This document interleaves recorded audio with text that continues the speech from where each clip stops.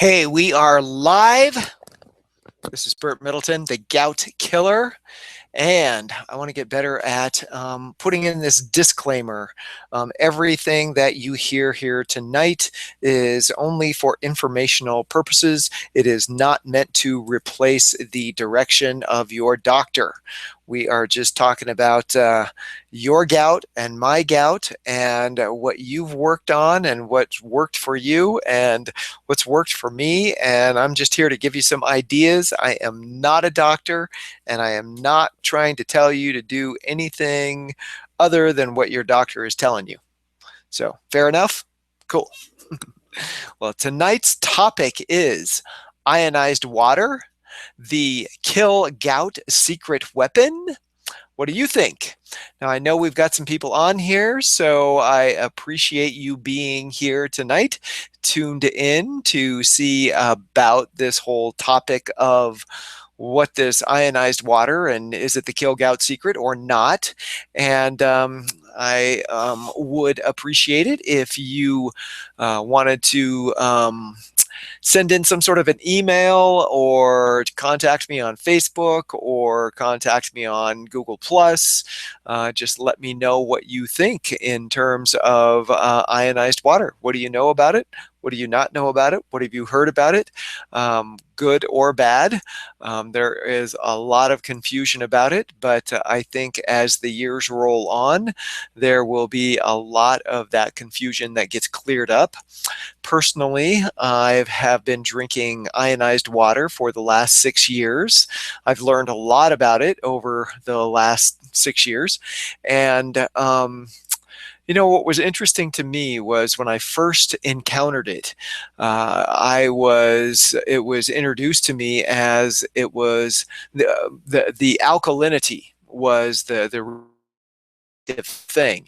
Understanding gout is an overly acidic inner body condition where our uric acid is excessive and it's sort of like out of control.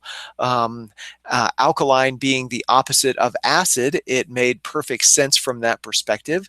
And that is actually, in general, a good way to look at it. Eating alkaline forming foods as opposed to acid forming foods, and doing different things to help bring down the overly acidic inner body condition that happens for many reasons. It can happen because of what we breathe. It can happen because of the way that we breathe. It can happen because of the different things that we drink. It can happen because of the different kinds of water that we drink. It can happen because of all kinds of toxic type materials that are either intentionally put into some of our drinks, carbonated drinks, these energy drinks, so many of the fruit juices that really aren't fruit juices. There's a lot of toxicity. And usually the way that it works is toxicity in one way or another ends up equating to being acidity, and we create these overly acidic inner body conditions just from living in the world that we do today. There is just way too much toxicity. And so from the perspective of ionized water being kind of a higher pH, more of an alkaline, either an 8.5, a 9, a 9.5, even a 10 on the pH scale, always seemed like a good thing, and I think it is a good idea. But that's not the most important thing about ionized water, and that is not why I think that ionized water is the kill gout secret weapon. What is the real important part of this is that in the process of ionizing water, it actually turns the water into a very strong antioxidant. And in the past few years, there's been a lot of information out there about ORP. ORP stands for oxidation reduction potential. And so oxidation, as in the term antioxidant, reducing that oxidation potential where we are reducing the the ability for free radical activity and free radical damage to go unchecked. Free radical activity, I say it that way very specifically because free radical activity is actually part of the way that our bodies work in terms of cellular breakdown and cellular regeneration.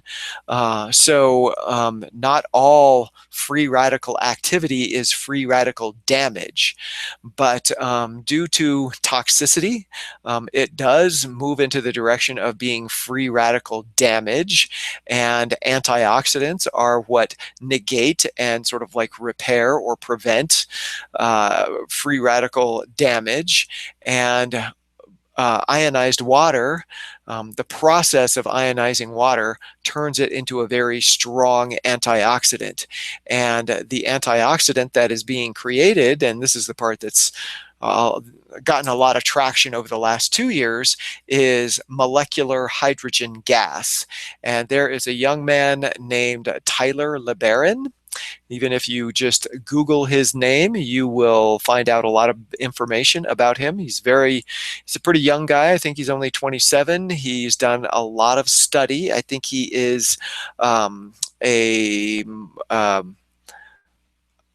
he's a biochemist, so he understands biology from a chemistry point of view, and he has been studying the benefits of ionized water for many years, and he has a very good website called Molecular Hydrogen Institute. So I will put that in the blog post that goes along with this this video. But he does a great job of explaining at a cellular level the importance of molecular hydrogen gas, and there are different delivery systems. However, evidently the best delivery system for molecular hydrogen gas turns out to be ionized water. So gout is an overly acidic inner body condition. Okay, and there is so much that happens to our bodies at a biochemical level, and way too often, and I'm trying to figure out how not to go too deep on this, but all too often everyone thinks that gout is all about diet and that's it, and diet is certainly a big part of it, but so is the way that our bodies get oxygenated through our respiration. How well we stay hydrated is a big deal. So that plays into the whole ionized water thing. Getting the proper nutrition in the right ratios from the right quality of nutrient-dense food is a big deal. Avoiding toxic exposure, either through breathing, through what we eat, what even goes right through our skin, the different kinds of cosmetics and what we allow our skin to come in contact with. Stress, the very chemistry that gets created by our own thoughts and emotions, is another part of how we create an inner body environment that is conducive for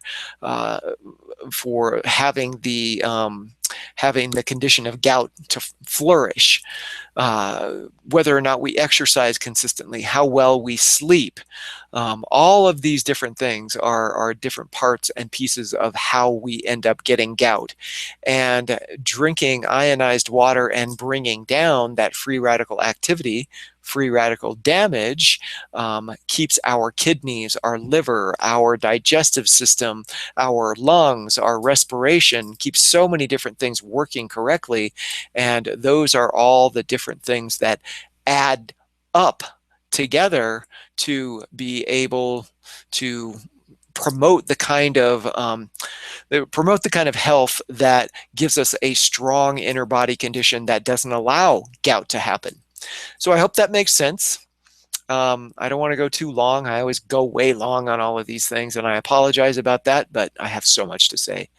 And that's my take on it. Yes, I do think that ionized water is the kill gout secret weapon. So with that, I will bid you adieu.